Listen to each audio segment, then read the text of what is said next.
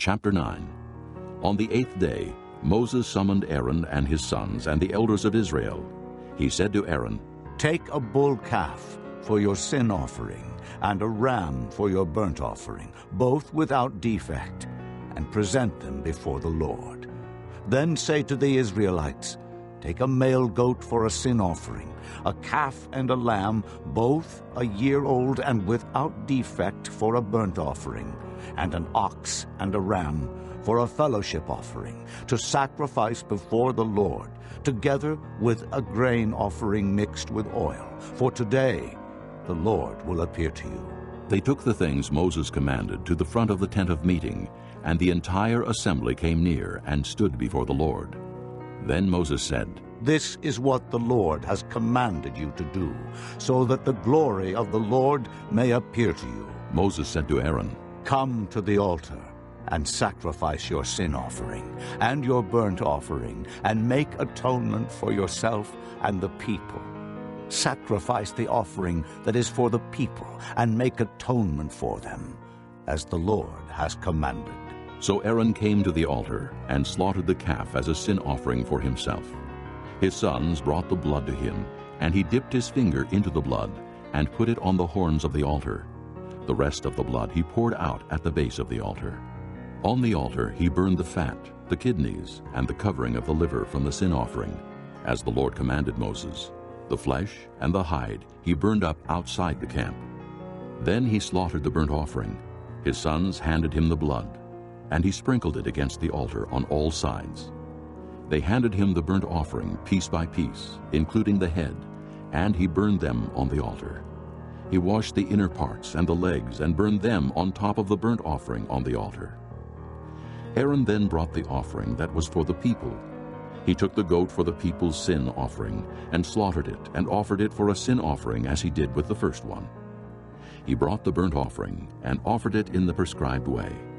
He also brought the grain offering, took a handful of it, and burned it on the altar, in addition to the morning's burnt offering. He slaughtered the ox and the ram as the fellowship offering for the people. His sons handed him the blood, and he sprinkled it against the altar on all sides. But the fat portions of the ox and the ram, the fat tail, the layer of fat, the kidneys, and the covering of the liver, these they laid on the breasts, and then Aaron burned the fat on the altar. Aaron waved the breasts and the right thigh before the Lord as a wave offering, as Moses commanded. Then Aaron lifted his hands toward the people and blessed them. And having sacrificed the sin offering, the burnt offering, and the fellowship offering, he stepped down. Moses and Aaron then went into the tent of meeting. When they came out, they blessed the people, and the glory of the Lord appeared to all the people. Fire came out from the presence of the Lord and consumed the burnt offering and the fat portions on the altar. And when all the people saw it, they shouted for joy and fell face down. Chapter 10. Aaron's sons, Nadab and Abihu, took their censers, put fire in them, and added incense. And they offered unauthorized fire before the Lord, contrary to his command. So fire came out from the presence of the Lord and consumed them, and they died before the Lord. Moses then said to Aaron, "This is what the Lord spoke of when he said, 'Among those who approach me, I will show myself holy. In the sight of all the people, I will be honored.'" Aaron remained silent. Moses summoned Mishael and Elzaphan, sons of Aaron's uncle Uzziel, and said to them, "Come here. Carry your cousins outside the camp, away from the front of the sanctuary." So they came and carried them, still in their tunics, outside the camp, as Moses ordered. Then Moses said to Aaron and his sons Eleazar and Ithamar, "Do not let your hair become unkempt, and do not tear your clothes, or you will die, and the Lord will be angry with the whole community. But your relatives, all the house of Israel, may mourn for those the Lord has destroyed by fire.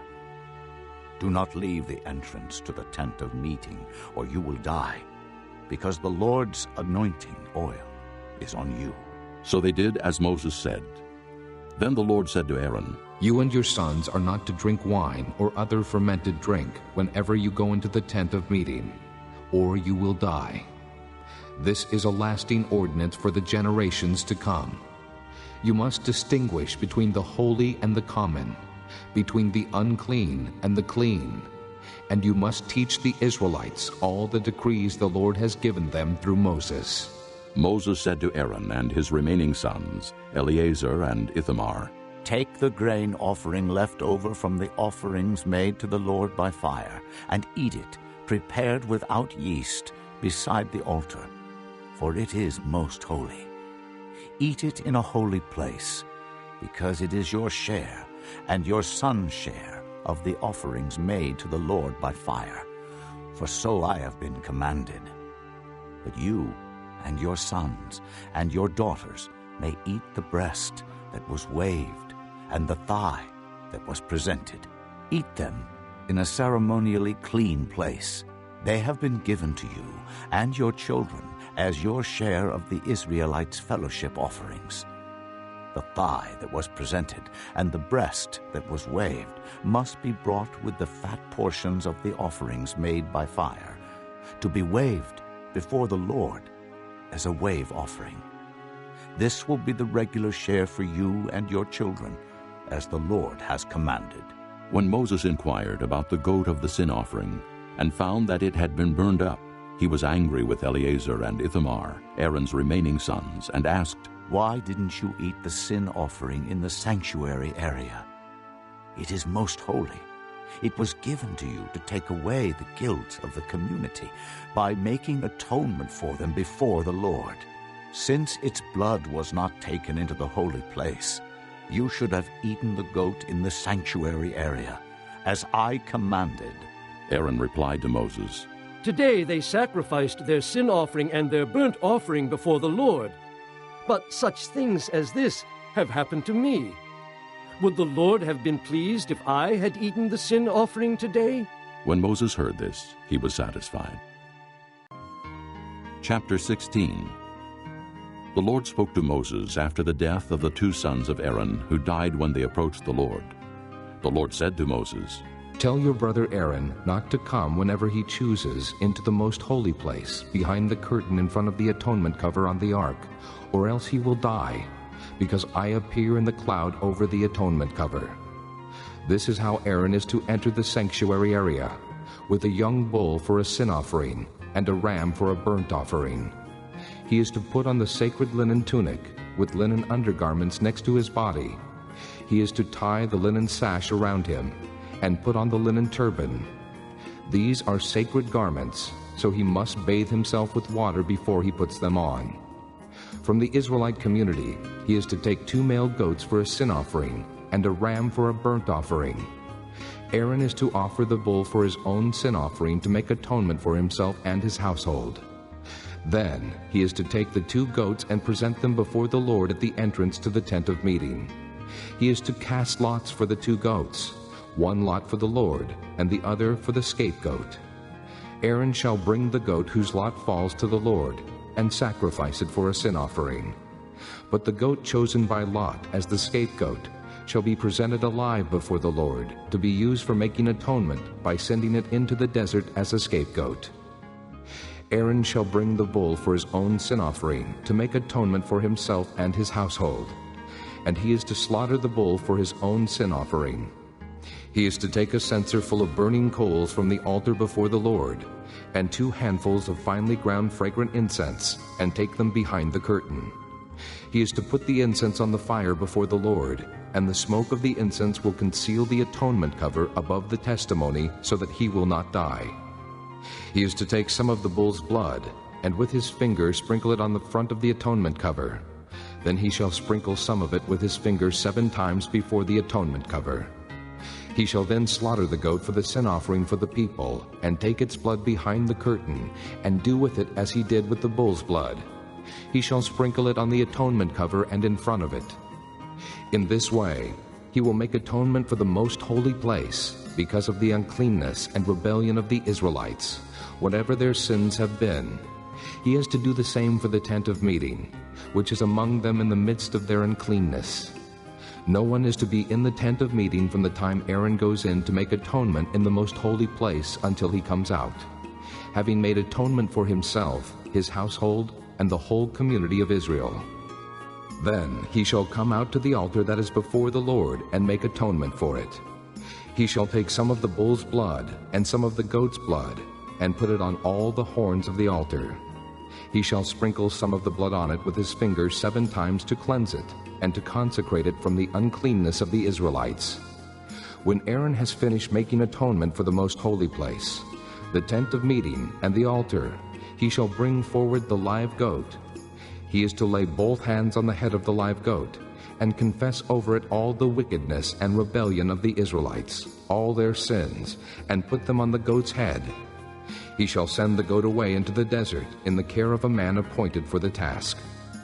The goat will carry on itself all their sins to a solitary place, and the man shall release it in the desert. Then Aaron is to go into the tent of meeting and take off the linen garments he put on before he entered the most holy place, and he is to leave them there. He shall bathe himself with water in a holy place and put on his regular garments. Then he shall come out and sacrifice the burnt offering for himself and the burnt offering for the people, to make atonement for himself and for the people. He shall also burn the fat of the sin offering on the altar. The man who releases the goat as a scapegoat must wash his clothes and bathe himself with water. Afterward he may come into the camp. The bull and the goat for the sin offerings, whose blood was brought into the most holy place to make atonement, must be taken outside the camp.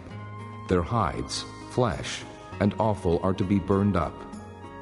The man who burns them must wash his clothes and bathe himself with water. Afterward he may come into the camp. This is to be a lasting ordinance for you. On the 10th day of the 7th month you must deny yourselves and not do any work, whether native-born or an alien living among you, because on this day atonement will be made for you, to cleanse you. Then, before the Lord, you will be clean from all your sins. It is a Sabbath of rest, and you must deny yourselves. It is a lasting ordinance. The priest who is anointed and ordained to succeed his father as high priest is to make atonement. He is to put on the sacred linen garments and make atonement for the most holy place, for the tent of meeting, and the altar, and for the priests and all the people of the community. This is to be a lasting ordinance for you. Atonement is to be made once a year for all the sins of the Israelites. And it was done, as the Lord commanded Moses. Chapter 17. The Lord said to Moses, Speak to Aaron and his sons, and to all the Israelites, and say to them, This is what the Lord has commanded. Any Israelite who sacrifices an ox, a lamb, or a goat in the camp or outside of it, instead of bringing it to the entrance to the tent of meeting, to present it as an offering to the Lord in front of the tabernacle of the Lord, that man shall be considered guilty of bloodshed. He has shed blood and must be cut off from his people. This is so the Israelites will bring to the Lord the sacrifices they are now making in the open fields. They must bring them to the priest, that is, to the Lord, at the entrance to the tent of meeting, and sacrifice them as fellowship offerings. The priest is to sprinkle the blood against the altar of the Lord at the entrance to the tent of meeting, and burn the fat as an aroma pleasing to the Lord. They must no longer offer any of their sacrifices to the goat idols to whom they prostitute themselves. This is to be a lasting ordinance for them and for the generations to come. Say to them, Any Israelite or any alien living among them who offers a burnt offering or sacrifice and does not bring it to the entrance to the tent of meeting to sacrifice it to the Lord, that man must be cut off from his people. Any Israelite or any alien living among them who eats any blood, I will set my face against that person who eats blood and will cut him off from his people. For the life of a creature is in the blood, and I have given it to you to make atonement for yourselves on the altar. It is the blood that makes atonement for one's life. Therefore I say to the Israelites, None of you may eat blood, nor may an alien living among you eat blood. Any Israelite or any alien living among you who hunts any animal or bird that may be eaten must drain out the blood and cover it with earth, because the life of every creature is its blood. That is why I have said to the Israelites, You must not eat the blood of any creature, because the life of every creature is its blood. Anyone who eats it must be cut off. Anyone, whether native-born or alien, who eats anything found dead or torn by wild animals must wash his clothes and bathe with water, and he will be ceremonially unclean till evening. Then he will be clean. But if he does not wash his clothes and bathe himself, he will be held responsible. Chapter 11. The Lord said to Moses and Aaron, Say to the Israelites, of all the animals that live on land, these are the ones you may eat. You may eat any animal that has a split hoof, completely divided, and that chews the cud. There are some that only chew the cud, or only have a split hoof, but you must not eat them. The camel, though it chews the cud, does not have a split hoof. It is ceremonially unclean for you. The coney, though it chews the cud, does not have a split hoof. It is unclean for you. The rabbit, though it chews the cud, does not have a split hoof. It is unclean for you. And the pig, though it has a split hoof completely divided, does not chew the cud. It is unclean for you. You must not eat their meat or touch their carcasses. They are unclean for you. Of all the creatures living in the water of the seas and the streams, you may eat any that have fins and scales. But all creatures in the seas or streams that do not have fins and scales, whether among all the swarming things or among all the other living creatures in the water, you are to detest. And since you are to detest them, you must not eat their meat, and you must detest their carcasses. Anything living in the water that does not have fins and scales is to be detestable to you. These are the birds you are to detest, and not eat, because they are detestable: the eagle, the vulture, the black vulture, the red kite, any kind of black kite, any kind of raven, the horned owl, the screech owl, the gull, any kind of hawk, the little owl, the cormorant, the great owl, the white owl, the desert owl, the osprey, the stork, any kind of heron, the hoopoe, and the bat. All flying insects that walk on all fours are to be detestable to you. There are, however, some winged creatures that walk on all fours that you may eat, those that have jointed legs for hopping on the ground. Of these you may eat any kind of locust, katydid, cricket, or grasshopper. But all other winged creatures that have 4 legs you are to detest. You will make yourselves unclean by these. Whoever touches their carcasses will be unclean till evening. Whoever picks up one of their carcasses must wash his clothes, and he will be unclean till evening. Every animal that has a split hoof, not completely divided, or that does not chew the cud, is unclean for you. Whoever touches the carcass of any of them will be unclean. Of all the animals that walk on all fours, those that walk on their paws are unclean for you. Whoever touches their carcasses will be unclean till evening. Anyone who picks up their carcasses must wash his clothes, and he will be unclean till evening. They are unclean for you. Of the animals that move about on the ground, these are unclean for you: the weasel, the rat, any kind of great lizard, the gecko, the monitor lizard, the wall lizard, the skink, and the chameleon. Of all those that move along the ground, these are unclean for you. Whoever touches them when they are dead will be unclean till evening. When one of them dies and falls on something, that article, whatever its use, will be unclean, whether it is made of wood, cloth, hide, or sackcloth. Put it in water, it will be unclean till evening, and then it will be clean. If one of them falls into a clay pot, everything in it will be unclean, and you must break the pot. Any food that could be eaten, but has water on it from such a pot, is unclean, and any liquid that could be drunk from it is unclean. Anything that one of their carcasses falls on becomes unclean. An oven or cooking pot must be broken up. They are unclean, and you are to regard them as unclean. A spring, however, or a cistern for collecting water remains clean, but anyone who touches one of these carcasses is unclean. If a carcass falls on any seeds that are to be planted, they remain clean. But if water has been put on the seed, and a carcass falls on it, it is unclean for you. If an animal that you are allowed to eat dies, anyone who touches the carcass will be unclean till evening. Anyone who eats some of the carcass must wash his clothes, and he will be unclean till evening. Anyone who picks up the carcass must wash his clothes, and he will be unclean till evening. Every creature that moves about on the ground is detestable. It is not to be eaten. You are not to eat any creature that moves about on the ground, whether it moves on its belly or walks on all fours or on many feet. It is detestable. Do not defile yourselves by any of these creatures. Do not make yourselves unclean by means of them, or be made unclean by them. I am the Lord your God. Consecrate yourselves and be holy, because I am holy. Do not make yourselves unclean by any creature that moves about on the ground. I am the Lord who brought you up out of Egypt to be your God. Therefore be holy, because I am holy. These are the regulations concerning animals, birds, every living thing that moves in the water, and every creature that moves about on the ground. You must distinguish between the unclean and the clean, between living creatures that may be eaten and those that may not be eaten.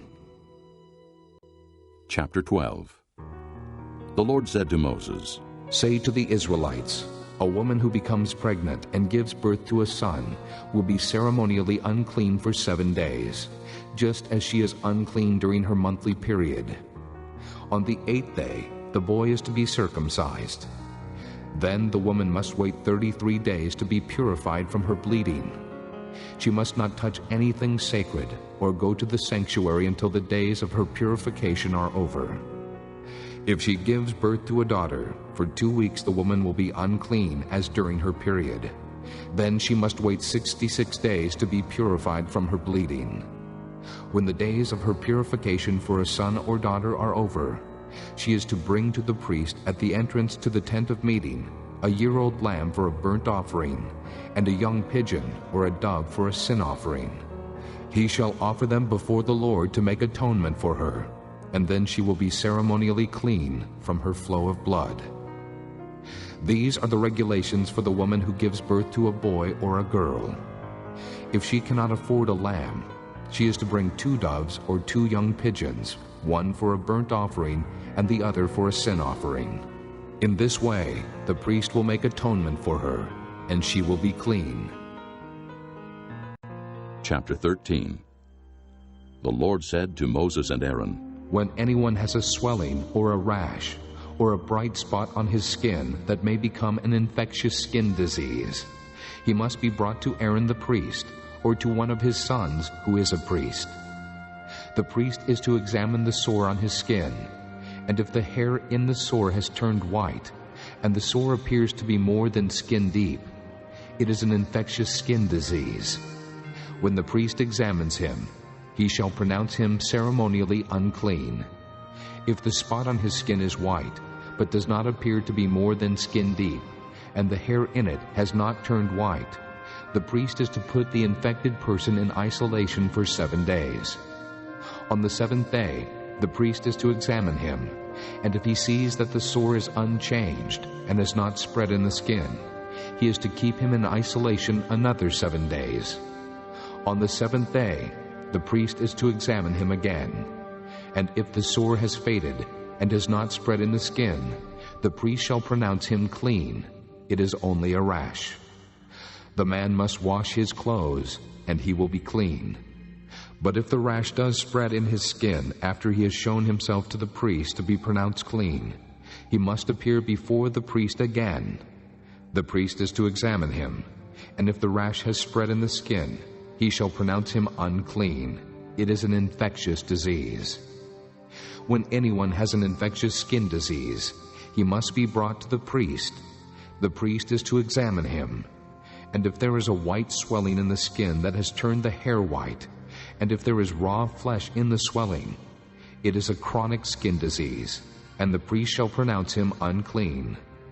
He is not to put him in isolation, because he is already unclean. If the disease breaks out all over his skin, and so far as the priest can see, it covers all the skin of the infected person from head to foot, the priest is to examine him, and if the disease has covered his whole body, he shall pronounce that person clean. Since it has all turned white, he is clean. But whenever raw flesh appears on him, he will be unclean. When the priest sees the raw flesh, he shall pronounce him unclean. The raw flesh is unclean. He has an infectious disease. Should the raw flesh change and turn white, he must go to the priest. The priest is to examine him, and if the sores have turned white, the priest shall pronounce the infected person clean. Then he will be clean. When someone has a boil on his skin and it heals, and in the place where the boil was, a white swelling or reddish-white spot appears, he must present himself to the priest. The priest is to examine it, and if it appears to be more than skin deep, and the hair in it has turned white, the priest shall pronounce him unclean. It is an infectious skin disease that has broken out where the boil was. But if, when the priest examines it, there is no white hair in it, and it is not more than skin deep, and has faded, then the priest is to put him in isolation for 7 days.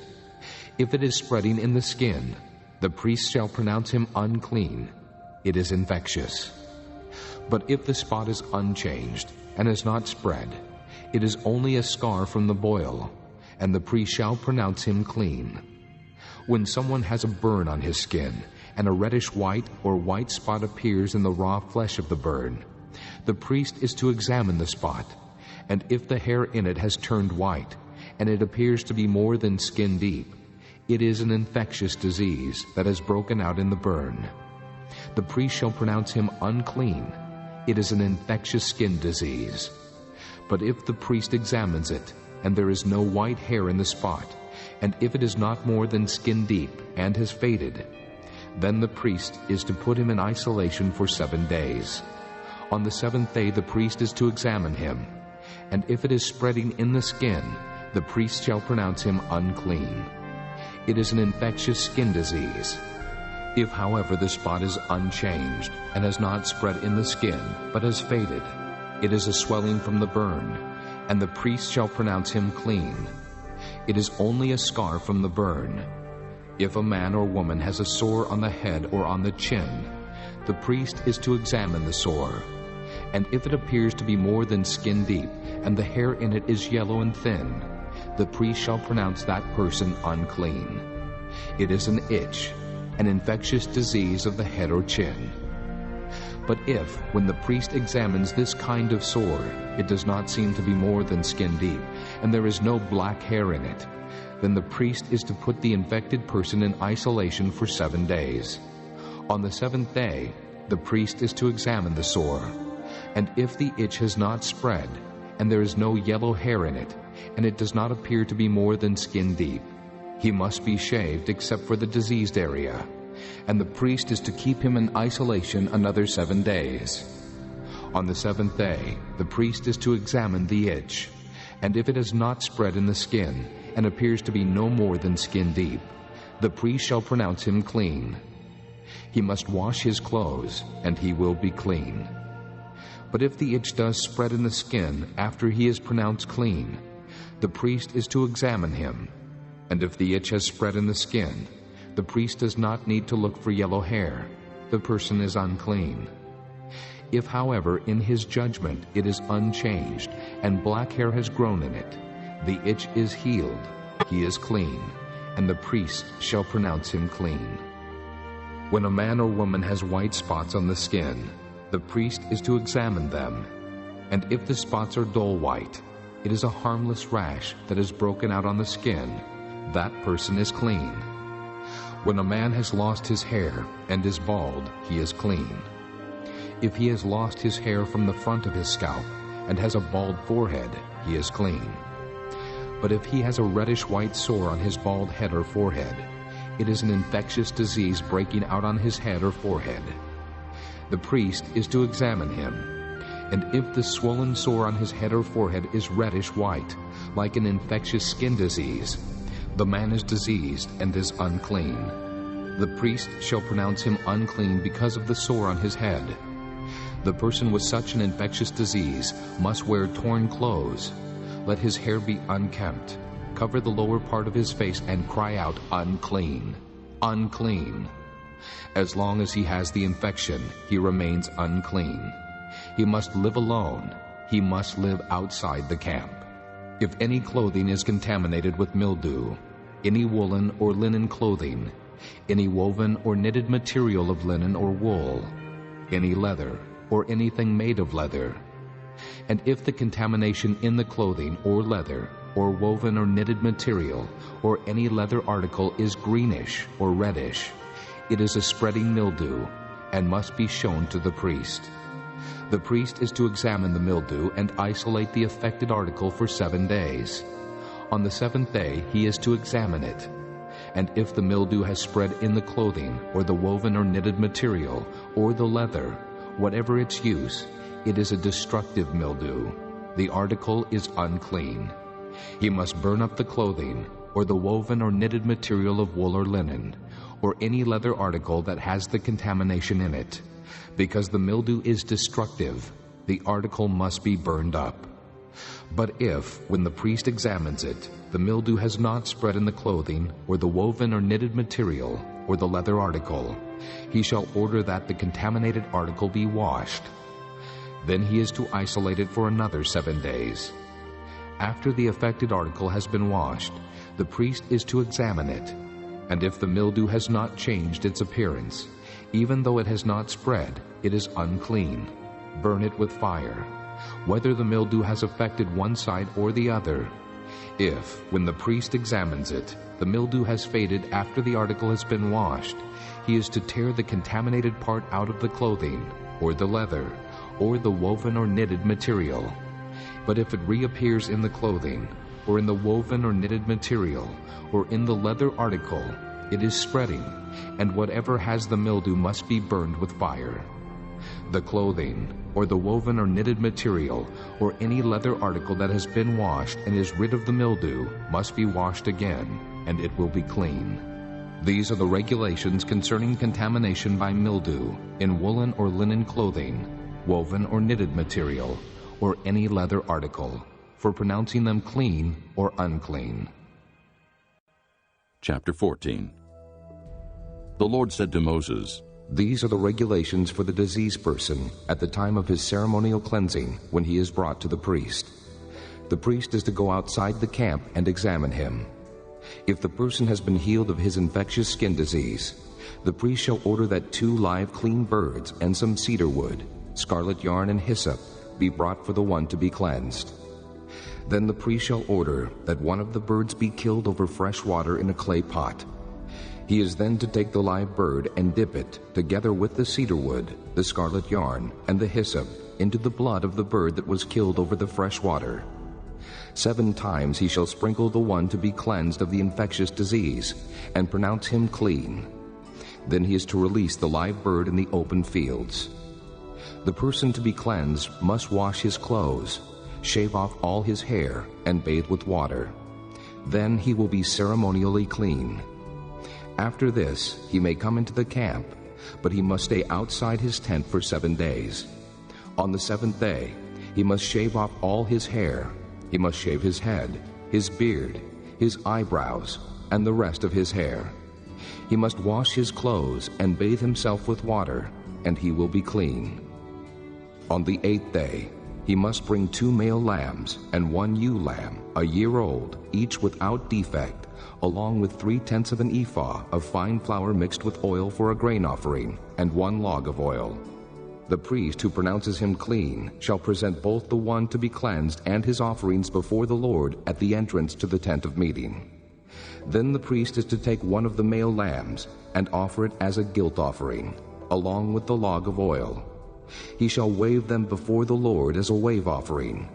He is to slaughter the lamb in the holy place, where the sin offering and the burnt offering are slaughtered. Like the sin offering, the guilt offering belongs to the priest. It is most holy. The priest is to take some of the blood of the guilt offering and put it on the lobe of the right ear of the one to be cleansed, on the thumb of his right hand, and on the big toe of his right foot. The priest shall then take some of the log of oil, pour it in the palm of his own left hand, dip his right forefinger into the oil in his palm, and with his finger sprinkle some of it before the Lord 7 times. The priest is to put some of the oil remaining in his palm on the lobe of the right ear of the one to be cleansed, on the thumb of his right hand, and on the big toe of his right foot, on top of the blood of the guilt offering. The rest of the oil in his palm the priest shall put on the head of the one to be cleansed, and make atonement for him before the Lord. Then the priest is to sacrifice the sin offering, and make atonement for the one to be cleansed from his uncleanness. After that, the priest shall slaughter the burnt offering, and offer it on the altar, together with the grain offering, and make atonement for him, and he will be clean.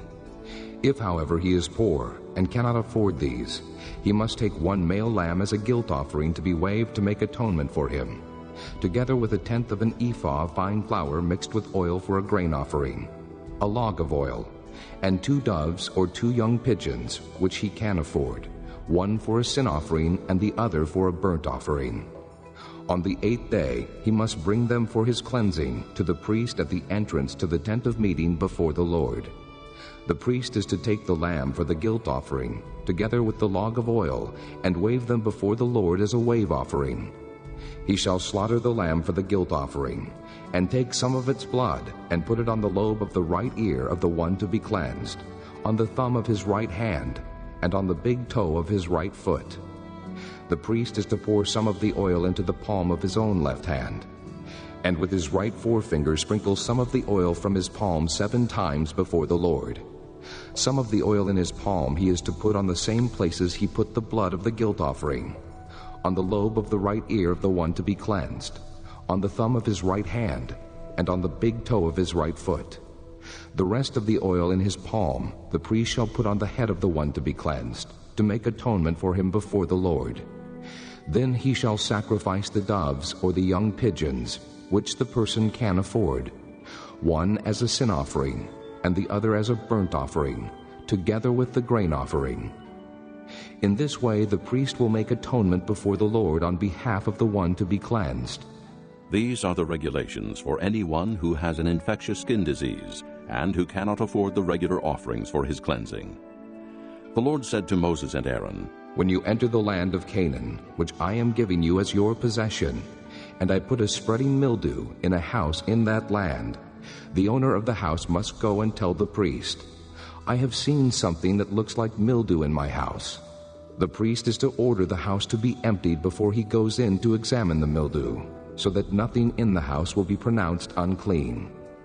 After this, the priest is to go in and inspect the house. He is to examine the mildew on the walls, and if it has greenish or reddish depressions that appear to be deeper than the surface of the wall, the priest shall go out the doorway of the house and close it up for 7 days. On the 7th day, the priest shall return to inspect the house. If the mildew has spread on the walls, he is to order that the contaminated stones be torn out and thrown into an unclean place outside the town. He must have all the inside walls of the house scraped, and the material that is scraped off dumped into an unclean place outside the town. Then they are to take other stones to replace these, and take new clay and plaster the house. If the mildew reappears in the house after the stones have been torn out and the house scraped and plastered, the priest is to go and examine it, and if the mildew has spread in the house, it is a destructive mildew. The house is unclean. It must be torn down, its stones, timbers, and all the plaster, and taken out of the town to an unclean place. Anyone who goes into the house while it is closed up will be unclean till evening. Anyone who sleeps or eats in the house must wash his clothes. But if the priest comes to examine it, and the mildew has not spread after the house has been plastered, he shall pronounce the house clean, because the mildew is gone. To purify the house, he is to take 2 birds and some cedar wood, scarlet yarn, and hyssop. He shall kill one of the birds over fresh water in a clay pot. Then he is to take the cedar wood, the hyssop, the scarlet yarn, and the live bird, dip them into the blood of the dead bird and the fresh water, and sprinkle the house 7 times. He shall purify the house with the bird's blood, the fresh water, the live bird, the cedar wood, the hyssop, and the scarlet yarn.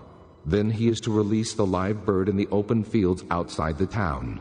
In this way he will make atonement for the house, and it will be clean. These are the regulations for any infectious skin disease, for an itch, for mildew in clothing, or in a house, and for a swelling, a rash, or a bright spot, to determine when something is clean or unclean. These are the regulations for infectious skin diseases and mildew. Chapter 15. The Lord said to Moses and Aaron, Speak to the Israelites and say to them, When any man has a bodily discharge, the discharge is unclean. Whether it continues flowing from his body or is blocked, it will make him unclean. This is how his discharge will bring about uncleanness. Any bed the man with a discharge lies on will be unclean, and anything he sits on will be unclean. Anyone who touches his bed must wash his clothes and bathe with water, and he will be unclean till evening. Whoever sits on anything that the man with the discharge sat on must wash his clothes and bathe with water, and he will be unclean till evening.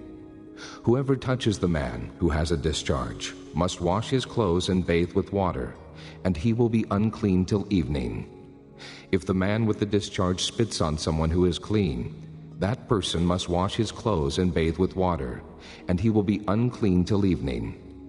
Everything the man sits on when riding will be unclean, and whoever touches any of the things that were under him will be unclean till evening. Whoever picks up those things must wash his clothes and bathe with water, and he will be unclean till evening. Anyone the man with a discharge touches without rinsing his hands with water must wash his clothes and bathe with water, and he will be unclean till evening. A clay pot that the man touches must be broken, and any wooden article is to be rinsed with water. When a man is cleansed from his discharge, he is to count off 7 days for his ceremonial cleansing. He must wash his clothes and bathe himself with fresh water, and he will be clean. On the 8th day he must take 2 doves or 2 young pigeons and come before the Lord to the entrance to the tent of meeting and give them to the priest. The priest is to sacrifice them, the one for a sin offering and the other for a burnt offering. In this way he will make atonement before the Lord for the man because of his discharge. When a man has an emission of semen, he must bathe his whole body with water, and he will be unclean till evening. Any clothing or leather that has semen on it must be washed with water, and it will be unclean till evening. When a man lies with a woman, and there is an emission of semen, both must bathe with water, and they will be unclean till evening. When a woman has her regular flow of blood, the impurity of her monthly period will last 7 days, and anyone who touches her will be unclean till evening. Anything she lies on during her period will be unclean, and anything she sits on will be unclean. Whoever touches her bed must wash his clothes and bathe with water, and he will be unclean till evening. Whoever touches anything she sits on must wash his clothes and bathe with water, and he will be unclean till evening. Whether it is the bed or anything she was sitting on, when anyone touches it, he will be unclean till evening. If a man lies with her, and her monthly flow touches him, he will be unclean for 7 days. Any bed he lies on will be unclean. When a woman has a discharge of blood for many days at a time other than her monthly period, or has a discharge that continues beyond her period, she will be unclean as long as she has the discharge, just as in the days of her period. Any bed she lies on while her discharge continues will be unclean, as is her bed during her monthly period, and anything she sits on will be unclean, as during her period. Whoever touches them will be unclean. He must wash his clothes and bathe with water, and he will be unclean till evening.